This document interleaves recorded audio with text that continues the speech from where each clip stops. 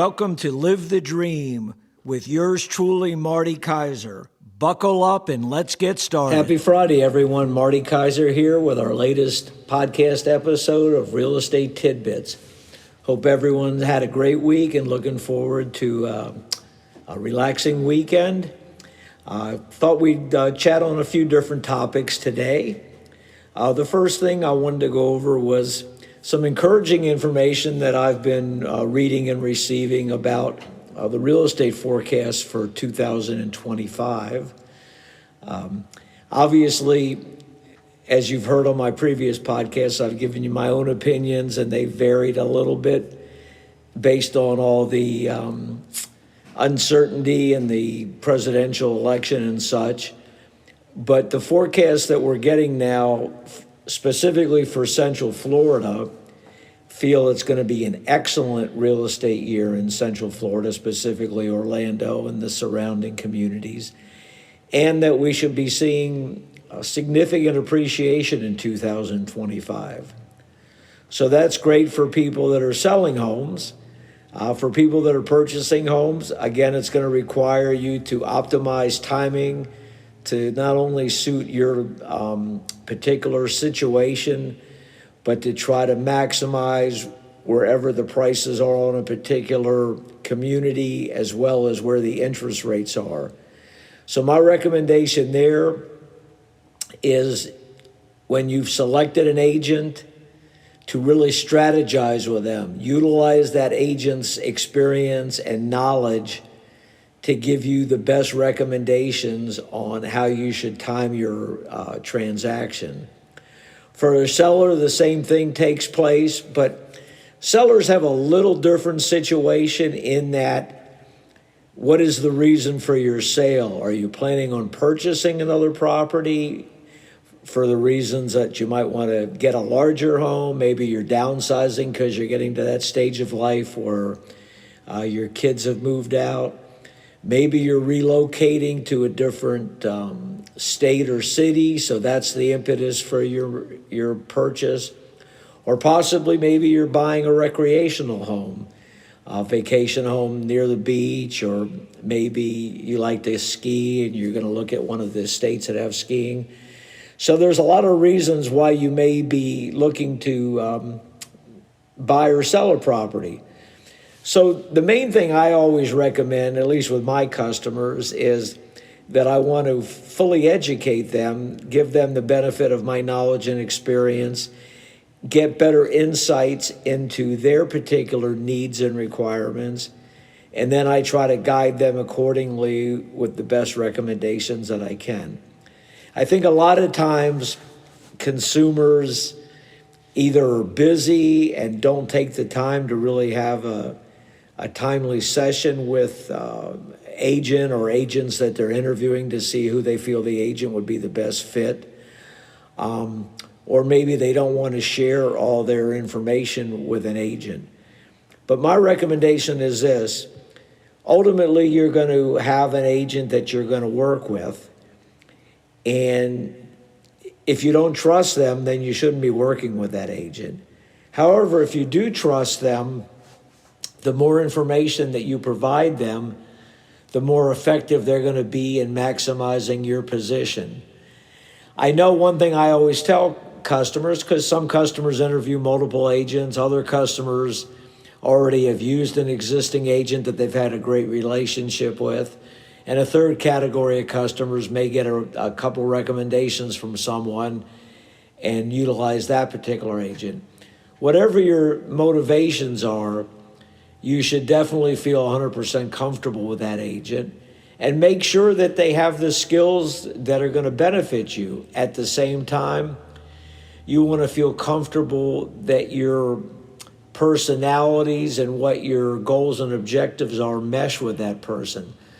Sometimes it just may not be a good fit, and it may have nothing to do with the realtor's skills or lack thereof, but simply that there's not a comfort level for whatever reason. The communications is lacking. Maybe you have a personality conflict, whatever the case. So you should be 100% comfortable with that. This is kind of like a short-term marriage. and it's a sizable investment for you. So you need to make sure that you're hiring the person that can best assist you with your real estate needs.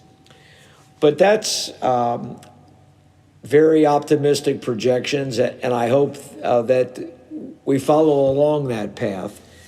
We'll probably get a better feel during the first 3 months of 2025 in terms of how quickly the market picks up.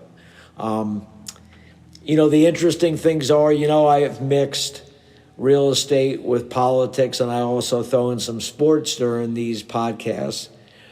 I think the politics are going to have a huge impact because, as I've mentioned in my most recent podcast, there's a lot of interesting people that are going to be getting these high-level positions, and their backgrounds are quite diverse.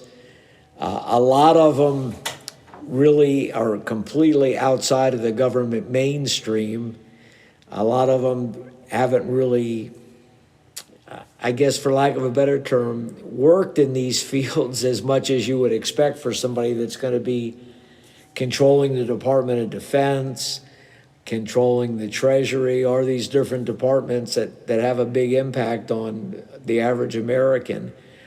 But one of the president-elect's objectives are he wants to appoint people that he feels are completely outside of the mainstream and are going to shake up our existing way to govern. So some of us may think that's a great thing. Others of us may be terrified about that prospect. But nonetheless, that is what's going to happen. Some of the things that have gotten publicity continually recently are the Secretary of Defense, as he's had a lot of allegations about his conduct with women. He's also had a lot of allegations about a significant drinking problem in the past. Things that, would be of concern probably to a lot of people. So his confirmation hearings should be interesting. I do feel that it seems like he will get confirmed because there's been put a lot of pressure on a few Republicans that were probably going to vote against his confirmation to kind of toe the party line. Otherwise, their political careers may be coming to an end. And so a lot of times pressure is more of an important factor in career objectives than integrity. So we will see. But, all these things impact it. Kind of on an unrelated but also a political bent, and this has kind of been a thing that I've had reservations about for a lot of years, is how presidents can pardon people. What's gotten a lot of publicity recently is President Biden pardoning his son, Hunter Biden. Obviously, there's been a lot of pushback about that. The biggest mistake President Biden probably made, in my opinion, regarding the pardon or lack thereof, is that during the campaign, he said he would not pardon his son. So regardless of his motives, his intentions, and maybe a lot of people agree that the penalties that Hunter Biden were going to face due to the change of administrations way exceeded what he was accused of doing. And if you were a parent of somebody in that situation, you would pardon them also. So I'm not going to argue the pros and cons of that, but I do feel that if you say you're going to do something, then it affects your credibility when you don't do that. On the flip side of that, the president-elect has already made strong statements that one of the first things he's going to do during the first week of his presidency, once he's inaugurated, is he's going to pardon the people that were involved in the riots and the insurrections rather, that took place right before President Biden got inaugurated. And in my opinion, those were major infractions. There was violence. There was some Capitol Police that died.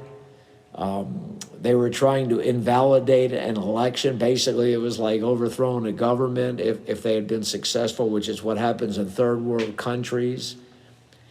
And there was no proof that there was any irregularities in the election other than what takes place every election. If anything, all the statistical data that came out showed that the 2020 election was the safest election to date that we've had in the United States. But regardless of what your feelings are, because I know a lot of people feel, based on all the rhetoric and distortion that has been transmitted, that we had irregularities in the election, even though in every state that President Trump went to court to try to get the election invalidated in that state, there was no proof, and they lost every single lawsuit. I think there was like 50 or 60 of them. So it was pretty unanimous that those elections were straightforward. Unfortunately, a lot of people still believe otherwise. And the reason that I say unfortunately is it scares me to death when people have strong opinions to the point where they're really doing extreme behaviors, but there's no facts or proof to justify those. And what's increasingly happened in this country is wild things are being said many times, and people believe them.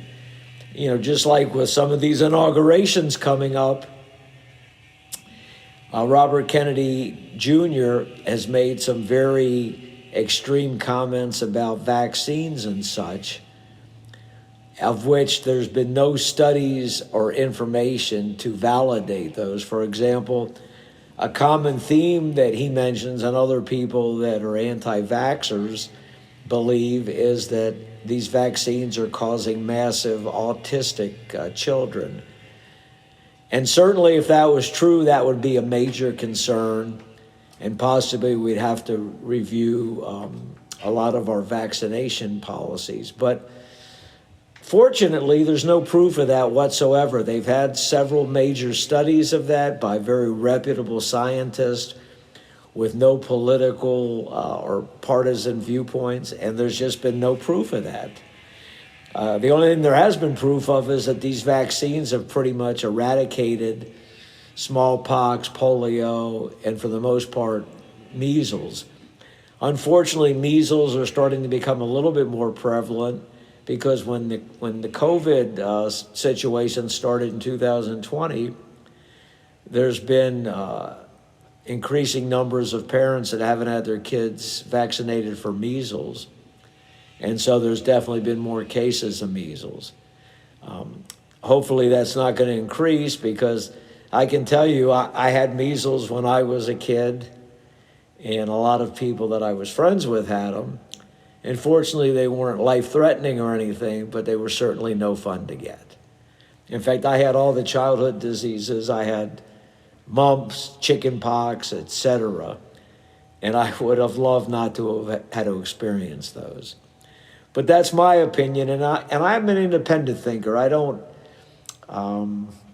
identify with either party, because I think both parties have a lot of problems. I would love to see a third party that would have a chance of winning the election, that could run on a platform of basically facts and truth and policies that would represent the majority of the people. The majority of the people in the United States are not represented by either party.